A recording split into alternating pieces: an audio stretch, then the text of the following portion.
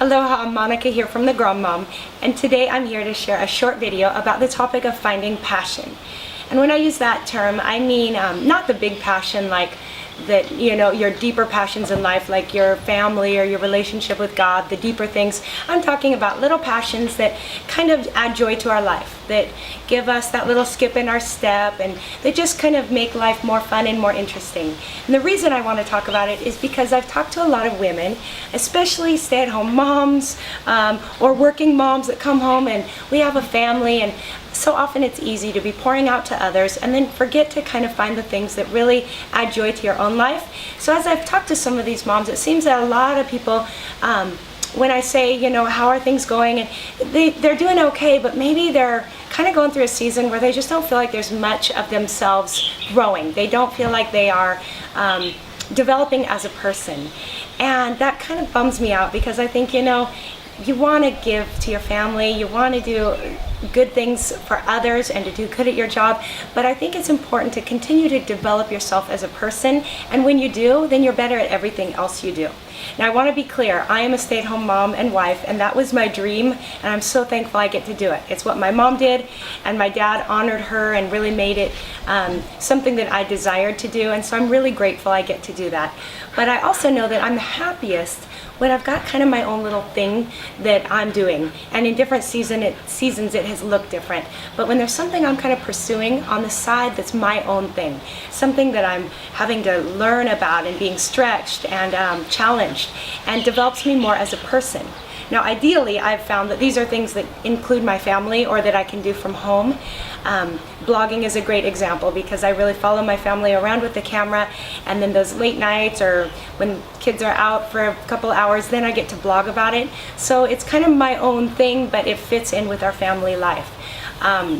In my younger years, I remember the kids were little and I felt kind of trapped at home, and that's when I was an aerobics instructor. So that was my time to get out, put them in the kids club, and then go spend an hour a couple times a week with other adults, and in between classes I would have to kind of study my stuff and get my music together, and it kind of gave me something to think about, and it brought joy to my life. So there's so many different ways you can go depending on your interests, whether it be sewing or cooking or some skill you might have, making jewelry. I know so many women do different things, and I'd love to hear about what you might do if you're doing something. But one thing that's fun is to take something you're already doing for your own family and challenge yourself to grow it. Stretch it. It might become a business, or maybe just a greater hobby. Maybe it'll bless others. An example might be if you're a homeschool mom, or even just have young kids and you love to do crafts, you're really good at it, then you might want to go and teach a class at a community center, or become a Sunday school teacher, or share in some way that extends outside of your family. You can do the same thing with sewing or cooking or any of the skills you might have. You might develop it into a business, but you don't have to. So there's many different ways you can go. And if this is something, I know a few of my friends have said, it's sad, but I don't think I have any interests. I've kind of become such a mom, or just go to my job and come home. I don't have anything that's all mine. So I encourage you to find a passion, and to do that is not so hard.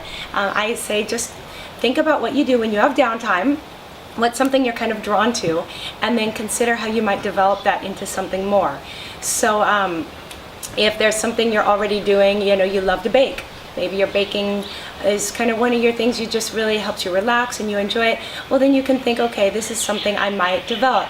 If you love blogs, say you love reading other people's blogs, and that's something that you just love to do in your free time and you're drawn to that, well, maybe you should try blogging or something along those lines, social media that is interesting to you. I know before I taught aerobics, I was just always taking classes, and I was a girl that knew every step of every routine because I just loved it and was drawn to it, and I thought, okay, that might be a sign I could be teaching this.